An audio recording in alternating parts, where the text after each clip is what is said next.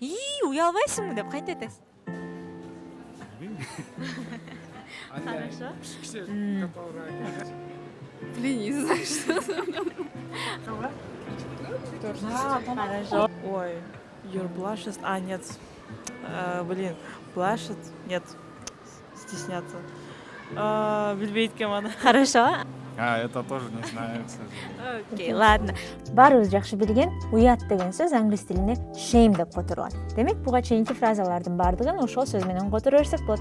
Кеттик анда. Биринчиси уят айя же таза уят болбоду деп таң калып айткыбыз келип атса, анда what a shame деп сурасак болот. What a shame, for I really love to laugh.